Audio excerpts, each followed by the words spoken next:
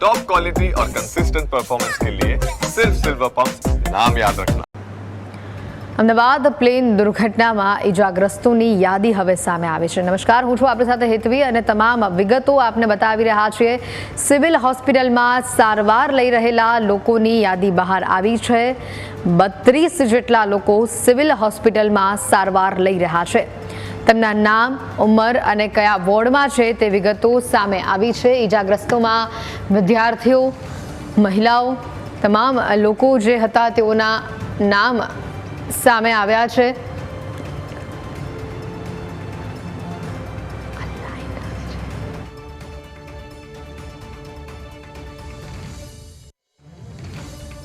નામ સામે આવ્યા છે, જે પ્રકારની વિગતો બહાર આવી છે। તમામ જે વિદ્યાર્થીઓ જે આમાં ઇજાગ્રસ્ત થયા હતા તેના નામ સામે આવી રહ્યા છે।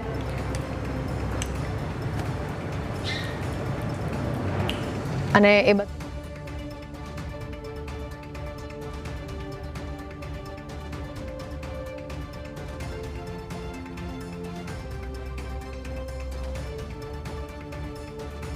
એ રસોઈયા, હેલ્પર, રિક્ષા ચાલક, પેસેન્જર્સ, એ તમામ લોકોના નામોની યાદી કે જે હાલ અત્યારે સિવિલમાં સારવાર લઈ રહ્યા છે તેઓના નામ અહીંયા સામે આવ્યા છે। એ યાદી અમે આપને ટૂંક સમયમાં બતાવીશું। એ તમામ લોકો જે અત્યારે સિવિલમાં સારવાર લઈ રહ્યા છે, ઘણા એવા હેલ્પર્સ છે, ઘણા એવા ડોક્ટર્સ છે જે પહેલા બીજા વર્ષમાં અભ્યાસ કરી રહ્યા હતા, કેટલાક મદદગાર સ્ટાફ છે, પેન્ટ્રી બોયઝ છે, સિક્યુરિટી ગાર્ડ છે, તેઓના નામ અહીંયા સામે આવ્યા છે। એ તમામ નામોની યાદી અમે આપને બતાવી। પહેલું નામ છે અહીંયા આશીષ હદત, જેઓની ઉંમર 22 વર્ષની છે અને તેઓ કોમનમેન તરીકે કામ કરી રહ્યા હતા હોસ્ટેલની અંદર। બીજું નામ છે રાજેન્દ્રભાઈ પટનાકર, જેઓની ઉંમર 64 વર્ષ છે, જેઓ સિક્યુરિટી ગાર્ડ તરીકે કામ કરી રહ્યા હતા। અહીંયા ત્રીજું નામ આપ જોઈ રહ્યા છો ધર્મેન્દ્રસિંહ પરમાર, જેઓની ઉંમર 35 વર્ષની છે અને તે એસઆરપી સ્ટાફ તરીકે કામ કરી રહ્યા હતા। અતુલ્યમાં અજય પરમાર કે જેઓની ઉંમર 28 વર્ષ છે, કે જેઓ ગાર્ડનરની ભૂમિકા ભજવી રહ્યા હતા, માળીની ભૂમિકા ભજવી રહ્યા હતા। તેઓ પણ આ ઘટનામાં ખૂબ જ ઇજાગ્રસ્ત થયા છે અને જેઓ અત્યારે સારવાર હેઠળ છે। આ એ 32 લોકોની યાદી અમે આપને બતાવી રહ્યા છે। शीताबेन पटनी, જેઓનું નામ અહીંયા સામે આવ્યું છે કે જેઓની ઉંમર 38 વર્ષની છે, તેઓ પણ અહીંયા કોમનમેન એટલે કે ત્યાંના પેન્ટ્રી તરીકે, ત્યાંના હેલ્પર તરીકે કામ કરી રહ્યા હતા। જીવીબેન પટની, જેઓની ઉંમર 60 વર્ષ છે, તેઓ પણ કોમનમેન તરીકે ત્યાં ફરજ અદા કરી રહ્યા હતા। બીજી યાદી સામે આવી છે। આ જે તમામ જે 6 નામો બતાવ્યા તે સિવિલના G8 વોર્ડની અંદર અત્યારે સારવાર લઈ રહ્યા છે। હવે જે બીજી યાદી આવી છે તે E4 વોર્ડમાં સારવાર લઈ રહ્યા છે, જેમાં પહેલું નામ છે જયદેવ ગોહિલનું, કે જેઓની ઉંમર માત્ર 20 વર્ષની છે અને તેઓ સેકન્ડ યરમાં અભ્યાસ કરી રહ્યા હતા, મેડિકલ સેકન્ડ યરમાં તેઓ અભ્યાસ કરી રહ્યા હતા। 8મું નામ અહીંયા આવી રહ્યું છે અક્ષત રાજેશભાઈ જયસ્વાલ, જેની ઉંમર 19 વર્ષ છે અને આ વિદ્યાર્થી પહેલા વર્ષમાં અભ્યાસ કરી રહ્યો હતો મેડિકલના। આ વાત થઈ E4 વોર્ડની। હવે E1 વોર્ડમાં જે સારવાર લઈ રહ્યા છે તેઓનું નામ અક્ષત ભાઈ, જેઓની વાત કરી કે જો પહેલા વર્ષમાં અભ્યાસ કરી રહ્યા છે। C7 વોર્ડની વાત કરીએ તો તેમાં પહેલું નામ છે ધ્રુવીન કિશોરભાઈ કાપડિયા, કે જેઓની ઉંમર 19 વર્ષની છે, તેઓ સેકન્ડ યરમાં અભ્યાસ કરી રહ્યા છે, મેડિકલના સ્ટુડન્ટ છે। બીજું નામ આવી રહ્યું છે ઓમ પ્રકાશ પ્રજાપતિ। આ તમામ જે યાદી બતાવી રહ્યા છે તે C7 વોર્ડની અંદર છે, તેઓ સારવાર લઈ રહ્યા છે। ઓમ પ્રકાશ પ્રજાપતિનું નામ છે, જેઓની ઉંમર 34 વર્ષની છે, તેઓ અહીંયા મેથ્સની અંદર હેલ્પરનું કામ કરી રહ્યા હતા। આજે ખાસ કરીને આ જે બિલ્ડિંગ હતું, આ બિલ્ડિંગમાં હેલ્પર તરીકેની ભૂમિકા ભજવી રહ્યા હતા। કેશવભાઈનું નામ અહીંયા આવી રહ્યું છે, કેશવભાઈ બધાના, જેઓની ઉંમર 20 વર્ષની છે, તેઓ સેકન્ડ યરમાં અભ્યાસ કરી રહ્યા હતા। શ્રવણ ચુનીલાલ રાણા, જેઓની ઉંમર 24 વર્ષની છે, તે ત્રીજા વર્ષમાં મેડિકલના ત્રીજા વર્ષમાં અભ્યાસ કરી રહ્યા હતા। તરંગ પરમારનું નામ અહીંયા આવી રહ્યું છે, જેઓની ઉંમર 18 વર્ષની છે, જેઓ પહેલા યરમાં પ્રથમ વર્ષમાં અભ્યાસ કરી રહ્યા હતા મેડિકલના। કાના દિલીપભાઈ પાટીદારનું નામ અહીંયા છે, જેઓની ઉંમર 19 વર્ષની છે, તેઓ સેકન્ડ યરમાં અભ્યાસ કરી રહ્યા હતા। એ તમામ લોકોના મોબાઈલ નંબર્સ પણ આપ્યા છે કે જેઓનો સંપર્ક કરવામાં સરળતા રહે। અહીંયા 15મું નામ આવી રહ્યું છે સમર્થ બામણિયાનું, કે જેઓની ઉંમર 18 વર્ષની છે, તેઓ પણ પ્રથમ વર્ષના વિદ્યાર્થી છે। પ્રીત દિનેશભાઈ દેવડાનું નામ અહીંયા સામે આવી રહ્યું છે, જેઓની ઉંમર 18 વર્ષની છે, તેઓ પણ પહેલા વર્ષમાં અભ્યાસ કરી રહ્યા છે। શિવદીપસિંહ ઝાલાનું નામ અહીંયા સામે આવી રહ્યું છે કે જેઓની ઉંમર 20 વર્ષ છે. તેઓ પણ પ્રથમ વર્ષમાં અભ્યાસ કરી રહ્યા છે.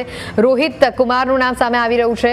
માફ કરશો, રોહિત કમાર નામ છે, જેઓની ઉંમર પણ 21 વર્ષની છે અને તેઓ MBBSના સેકન્ડ યરમાં અભ્યાસ કરી રહ્યા છે. તેઓનો નંબર પણ અહીંયા આપવામાં આવ્યો છે. આ બધા સિવિલ હોસ્પિટલમાં અત્યારે સારવાર લઈ રહ્યા છે. રવિ વાઘેલાનું નામ છે કે જેઓ 35 વર્ષની ઉંમર ધરાવે છે. તેઓ અહીંયા હેલ્પરનું કામ કરી રહ્યા હતા.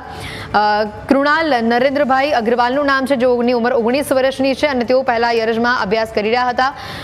તેઓ અભ્યાસ કરે છે અને તેઓ અત્યારે સારવાર હેઠળ છે. માફ કરશો, યશ તપાણિયાનું નામ અહીંયા આવી રહ્યું છે, જેઓની ઉંમર 19 વર્ષની છે. તેઓ બીજા વર્ષમાં અભ્યાસ કરે છે.